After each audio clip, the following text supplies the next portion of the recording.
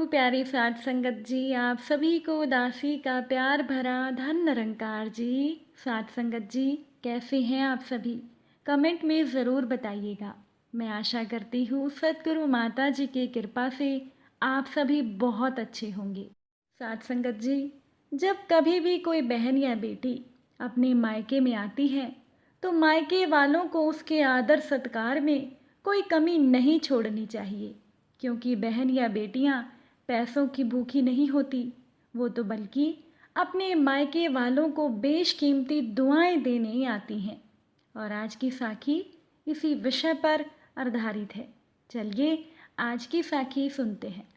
साध संगत जी, साधना की माँ की मृत्यु को लगभग 1 साल हो गया था और अपनी माँ के जाने के बाद साधना को अपने मायके में आने का ज़्यादा समय ही नहीं मिला। जब तक साधना की माँ जीवित थी तब साधना की माँ किसी न किसी बहाने अपनी बेटी को मायके बुलाती रहती थी। साधना का मायका और ससुराल एक ही शहर में था और इसी वजह से वो महीने या 2 महीने में अपने मायके में चली जाती थी और साधना की माँ भी उसे अपने घर बुलाने के लिए नए नए बहाने खोजती रहती थी। कभी किसी का जन्मदिन तो कभी कोई एनिवर्सरी या फिर कोई भी छोटा सा प्रोग्राम हो, लेकिन साधना की माँ अपनी बेटी को बच्चों और दामाद के साथ अपने घर पर ज़रूर बुलाती थी। साधना भी जब अपने मायके में जाती थी तो रसोई में अपनी भाभी के साथ काम में हाथ ज़रूर बटाती थी। मायके की रसोई से साधना का बहुत लगाव था। जितने हक से साधना की माँ उसे बुलाती थी, उतने ही हक से साधना ये सोच कर जाती थी कि अभी तो उसकी माँ जिंदा है। जब घर माँ का है तो रसोई भी मेरी माँ की ही है। शादी के इतने सालों के बाद भी मायके की रसोई में साधना को काम करना उतना ही अच्छा लगता था जितना वो शादी से पहले करती थी। जब साधना मायके जाती तो कुछ देर बैठकर चाय नाश्ता करके अपनी माँ और भाभी का हाथ बटाने के लिए रसोई में पहुंच जाती थी और साधना को इस काम में कभी भी कोई झिझक महसूस नहीं हुई। लेकिन अपने माँ के गुजरने के बाद तो जैसे साधना का मायके से नाता ही टूट गया और 1 साल में ही कितना कुछ बदल गया था। साधना की बेटी पीहू की भी शादी हो चुकी थी और साथ ही साथ साधना की भाभी की लड़की रितु की शादी भी पिछले महीने ही पूरी हुई और उस शादी में साधना केवल 2 दिन के लिए ही अपने मायके में गई थी।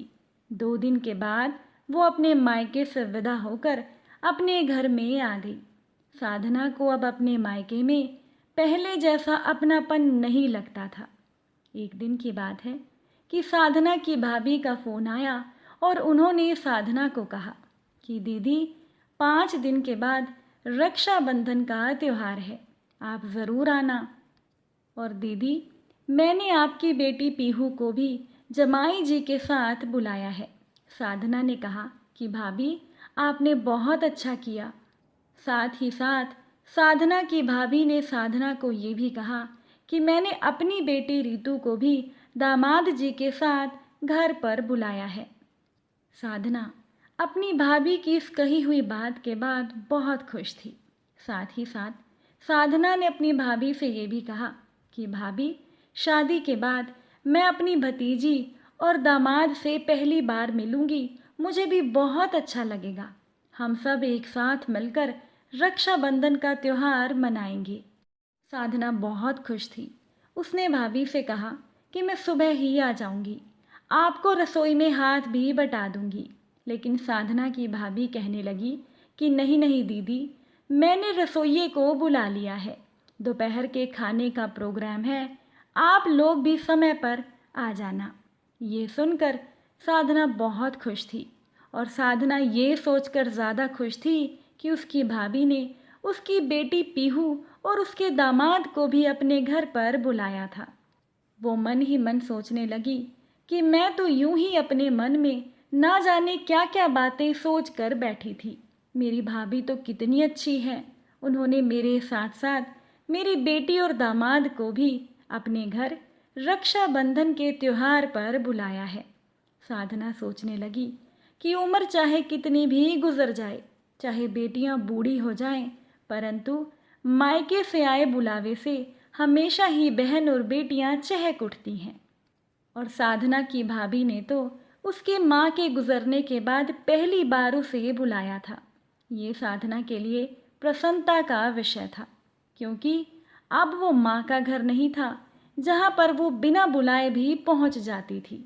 अब तो उसका मायका उसकी भाभी का घर था, जहाँ जाना भी तभी अच्छा लगता है जब भाभी खुद बुलाए। साध संगत जी, साधना ने अपनी बेटी पीहू से बात कर ली और उन्हें भी पहले दिन अपने घर पर बुला लिया, ताकि सब मिलकर भैया भाभी के घर पर जा पाए। साधना ने 2 लिफाफे, जिनमें उसकी भतीजी और भतीजी के पति के लिए शगुन के पैसे थे, अपने पर्स में रख लिए। साधना ने सोचा कि पहली बार मुझे मेरी भतीजी और दामाद मिलेंगे तो उनको शगुन देना भी बनता है। और साधना रक्षाबंधन के दिन तय समय पर अपने पति, बेटी और दामाद के साथ मायके में पहुंच गई। हमेशा की तरह चाय नाश्ता करने के बाद साधना रसोई में अपनी भाभी का हाथ बटाने के लिए चली गई, लेकिन अब रसोई का सारा सामान अपनी जगह बदल चुका था। रसोई में पहुंचकर साधना स्टील का एक नया डिनर सेट ढूंढने लगी, जिसमें उसकी माँ हमेशा ही उसके पति को भोजन कराती थी। तभी साधना की भाभी ने पीछे से आकर साधना को कहा कि दीदी, आप क्या ढूंढ रही हो? साधना ने कहा कि भाभी, मैं सोच रही थी कि स्टील का नया डिनर सेट निकाल लेते हैं ताकि सबको खाना परोसा जा सके। तभी उसकी भाभी ने कहा कि नहीं दीदी, डिनर सेट की क्या ज़रूरत है, वो तो मैंने स्टोर रूम में रखवा दिया है।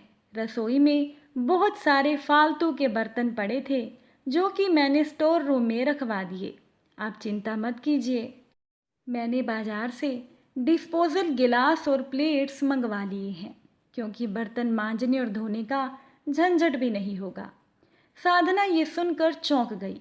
शादी के बाद साधना की बेटी पीहू और उसका पति पहली बार अपने मामा मामी के घर आए थे और उसकी भाभी उन्हें डिस्पोजल बर्तनों में खाना खिलाएगी। साधना ने सोचा कि मेरे दामाद को भाभी बहुत महंगे डिनर सेट में तो ना सही, लेकिन स्टील के डिनर सेट में तो खाना खिला ही सकती थी। लेकिन बेचारी साधना क्या कहती, जो बर्तन उसकी भाभी ने मंगवाए थे साधना ने वो ही लगा दिए। साधना की माँ अपने दामाद और बेटी को जब खाने पर बुलाती थी तो खाने में कम से कम 4 सब्जियाँ, रायता, मिठाई, दही, अचार, तरह तरह के पकवान से थाली सजा देती थी। और आज खाने में केवल 2 सब्जियाँ पूरी के साथ और 1 मिठाई थी। ये देखकर साधना हैरान हो गई। वो जानती थी कि साधना के पति तो कोई विशेष आपत्ति जाहिर नहीं करेंगे, परंतु उसकी बेटी और दामाद तो पहली बार अपने मामा मामी के घर आए हैं, उनकी तो अच्छी खातिरदारी करनी ही चाहिए थी। साधना ने सोचा कि अगर आज मेरी माँ होती तो अपनी नातिन और नए दामाद को देखकर फूली नहीं समाती, खाने में 56 भोग बना देती, परंतु साधना चुप रही। साधना ने देखा कि उसकी भाभी की बेटी रितु और उसका पति अभी तक नहीं आए थे, तो साधना ने अपनी भाभी से पूछा कि रितु और दामाद जी कब तक आएंगे, हम सब साथ मिलकर भोजन कर लेते। तब साधना की भाभी ने कहा कि दीदी, उन्हें तो कोई काम आ गया है, वो आज रात को खाना खाने आएंगे, आप लोग खाना खा लीजिए। खाना लग चुका था। साधना की भाभी ने केवल ज़रूरी मान सम्मान दिखाते हुए सभी को भोजन करा दिया और फिर साधना के पति और दामाद को टीका करके विदा कर दिया। बेमन से साधना की भाभी ने साधना की बेटी और दामाद को शगुन के लिफाफे भी पकड़ा दिए। अब सालों से जो अपनेपन की महक साधना को मायके से आती थी, वो आज गायब थी। साधना का मन बड़ा बेचैन हो रहा था। साधना शाम को अपने घर आई तो अपना पर्स देखने लगी। तभी उसे अपने पर्स में रखे हुए लिफाफों का ध्यान आया। वो अपने पति से कहने लगी कि एक बार फिर से मेरे मायके में चलिए। मैं तो अपनी भतीजी और उसके पति के लिए शगुन के लिफाफे देना ही भूल गई। चलिए अभी दे आते हैं। साधना के पति ने कहा कि तुम कैसी बातें कर रही हो। उन्होंने तुम्हें दिन में खाने पर बुलाया था, अब बिना बुलाए रात के समय जाना ठीक नहीं। और शगुन के लिफाफे ही तो हैं, फिर कभी मिले तो दे देना। लेकिन साधना ने कहा कि नहीं, आज त्योहार है, भाभी क्या सोचेगी। उन्होंने तो मेरी बेटी और दामाद को शगुन के लिफाफे पकड़ा दिए और मैं शगुन देने में मुंह छुपा गई। शायद अभी उनके दामाद और बेटी घर पर ही होंगे। थोड़ा सा समय ही लगेगा, आप मुझे मेरे मायके में ले चलिए। अब साधना के जिद करने पर आखिरकार साधना का पति उसे उसके मायके ले जाने के लिए राजी हो गया। लेकिन साधना के पति ने साफ कह दिया कि वो अंदर नहीं जाएगा। तुम अंदर जाकर लिफाफे दे आना, मैं बाहर ही खड़ा रहूँगा। साधना अपने पति के साथ जब अपने भाई और भाभी के घर पहुंची तो घर का दरवाज़ा खुला था।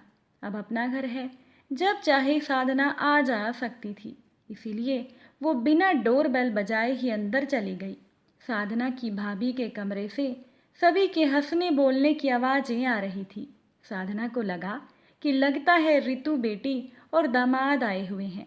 साधना तेज कदमों से ड्राइंग रूम से होती हुई रसोई के सामने से अपनी भाभी के कमरे की तरफ जाने लगी तो रसोई में रखे हुए बर्तनों की चमक ने अचानक से ही साधना का ध्यान अपनी ओर खींच लिया।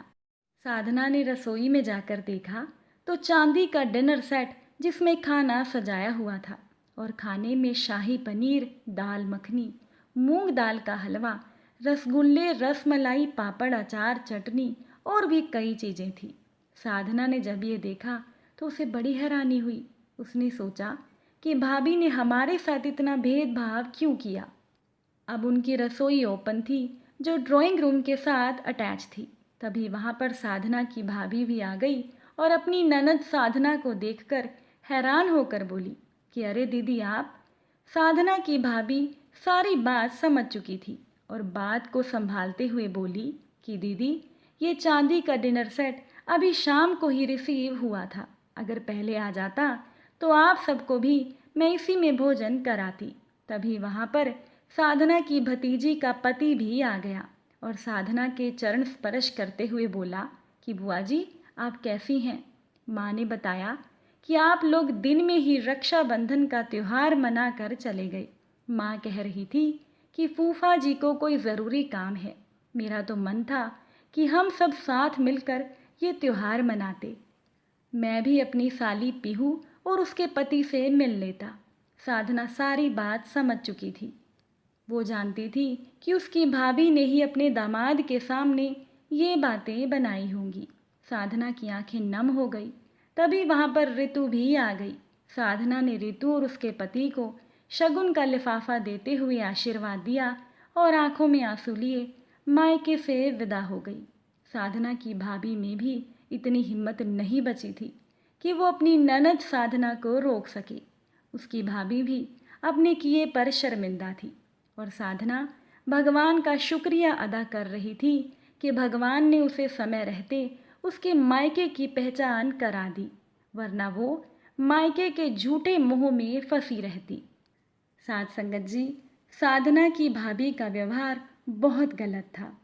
जब कभी भी आप अपनी बहन या बेटियों को फ़ोन करके अपने घर पर बुलाएं तो उनके आदर सत्कार में किसी भी तरह की कोई कमी ना छोड़ें, क्योंकि बहन बेटियां पैसों की भूखी नहीं होती। वो तो आप सभी को बेशकीमती दुआएं देने आती हैं और दुआएं पैसों से खरीदी नहीं जा सकती। मैं आशा करती हूँ कि आज की साखी आपको ज़रूर पसंद आई होगी। अगर साखी अच्छी लगी हो तो वीडियो को लाइक ज़रूर कीजिएगा। फिर मुलाकात होगी आप सभी से एक नई साखी के साथ। साथ संगत जी प्यार से कहना, धन निरंकार जी।